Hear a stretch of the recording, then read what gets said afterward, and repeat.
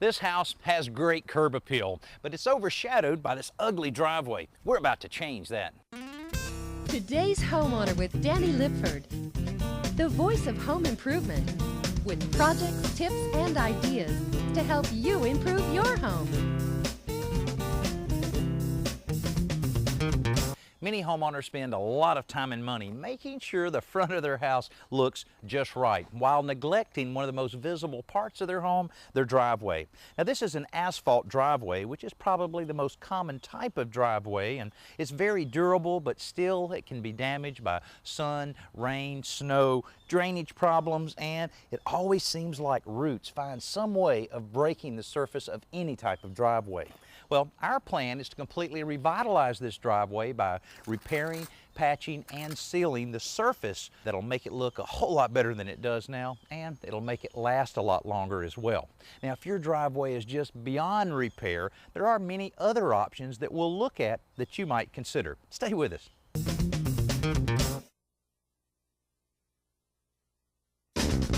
Today's homeowner with Danny Lipford is brought to you by these fine sponsors.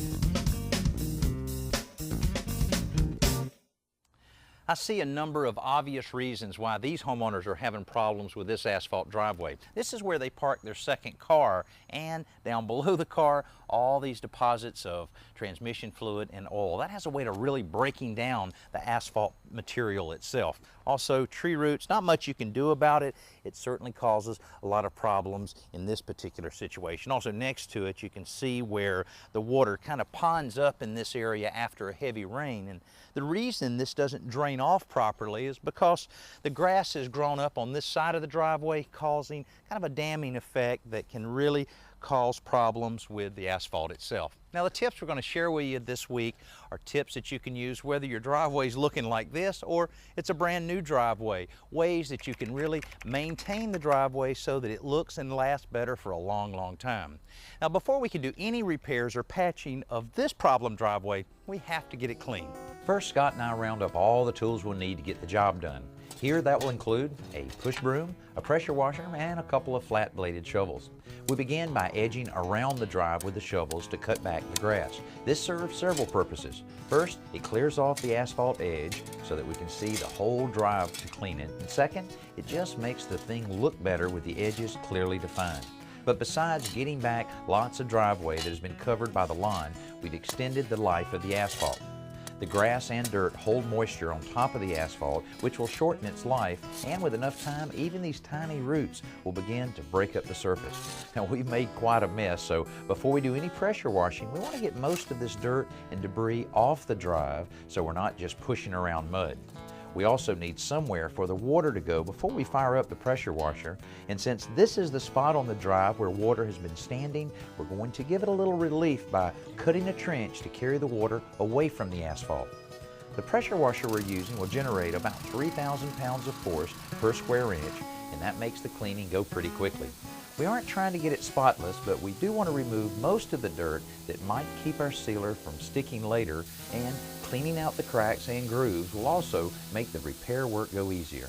Now that all of our pressure washing is complete, I'm using this stiff broom just to sweep off any of the debris that might be left over. You know, you don't have to clean a driveway like this as clean as you would, say, a wood deck that you're resealing, but you want to get as much loose material off the driveway as you can. Now, a lot of times when you pressure wash the outside of your house, you may find a few things that you really didn't want to find, maybe some repairs that were hidden behind some of the dirt and grime that was on the house. Well, we found a similar situation here. This is a lot worse than what we thought, and it's going to require a good bit of work. And you can see a lot of these loose pieces that are here that Scott and I are going to have to dig all of this out before we start patching, but that'll take up most of our time in terms of the repair.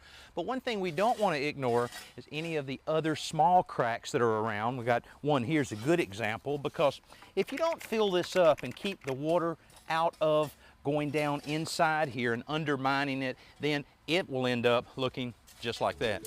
The first step for the roughest spots is to actually remove some of the asphalt.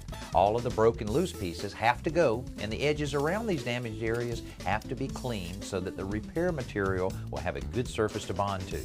We're also pulling up any small roots and clearing out any debris that would mess up our patch. For smaller areas, this may be as simple as a little digging with a screwdriver and a quick dusting with a whisk broom, but it's necessary in either case. These larger voids are being filled with an asphalt repair material called tamp and set. The idea is pretty simple. You dump it in the hole, spread it out a little to smooth the surface, pack it in place with a tamp.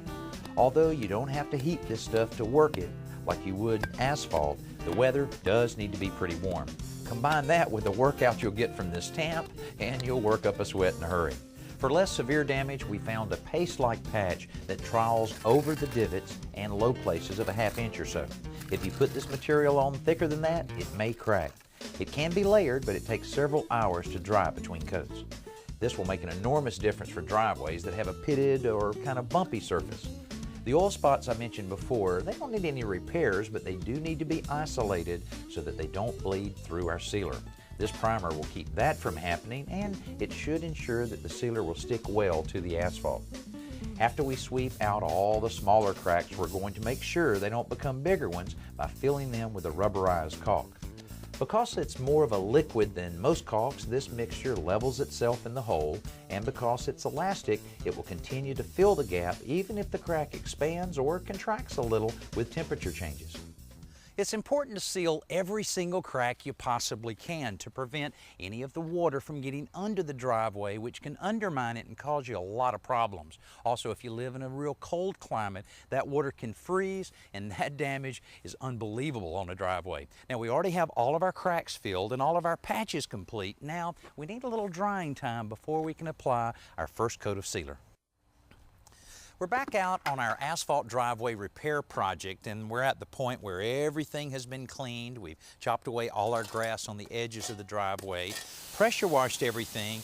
Then we were able to proceed with all of our patching and all of the crack filling that we've done. Now, after we got it clean, we saw all the damage that we had here. We had no idea it was as bad as it was, but we've gotten it to the point where we've repaired it, and we're ready to start the sealing process in the next couple days. Now, one of the things that the manufacturer suggested in order to accelerate the drying time is that we use a playground sand like this, and we just spread a little over the surface of the patches. That'll help it dry and give it a little bit of texture and strength to it.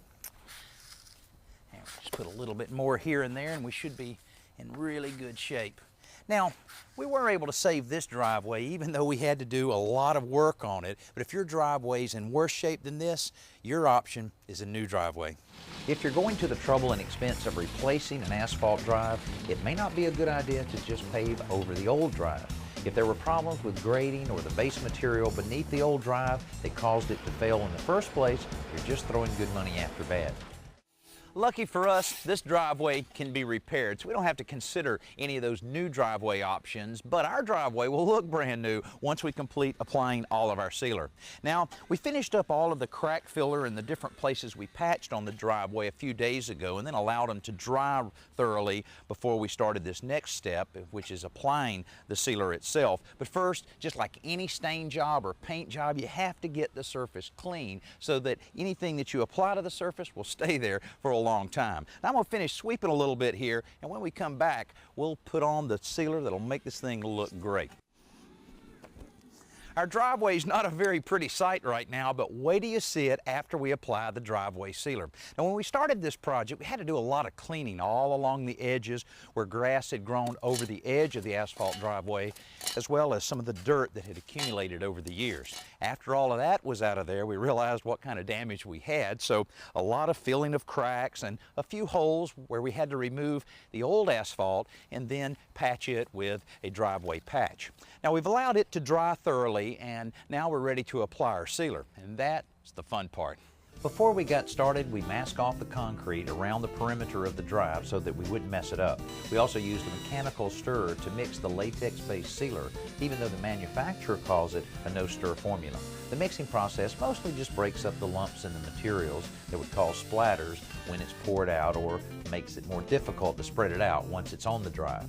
Because this stuff is so thick, a roller wouldn't work very well for spreading it, so the tool they recommend is a squeegee. You can pay a pro to do this job, but really the process couldn't be simpler. You start from the highest end of the drive, so gravity works with you, not against you, and you work your way down. You dump out a small amount at a time and then begin spreading it out over the drive with the squeegee. Now, one thing I did discover pretty quickly is that pulling works a lot better than pushing. Not only because it's easier, but also because it leaves a smoother surface behind. Along the edges, you have to go a little slower to be sure to cover everything without lumping up the sealer. But out in the middle of the drive, it's kind of like smearing a big pile of mud all around. If the kids see this, you might have more volunteers than you can use.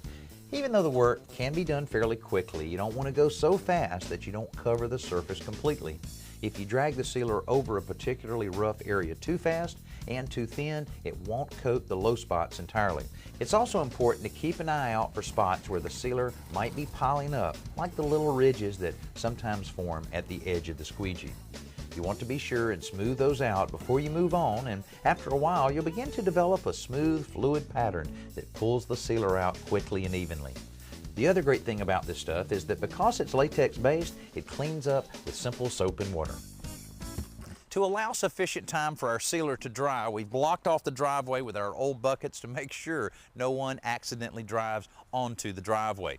Now for foot traffic, you only have to wait about 3 or 4 hours, and if you need to recoat it with a second coat, which many driveways will be very porous and will need that, then you need to wait about 5 to 6 hours. Now before we allow any vehicles to drive on the resurfaced driveway, we'll need to wait at least 24 hours, and as hot as it is today, I'm sure that won't be any problem for it to be completely dry by then. Now this is looking good, but this area that we had to kind of dig out a little bit really needs a little help.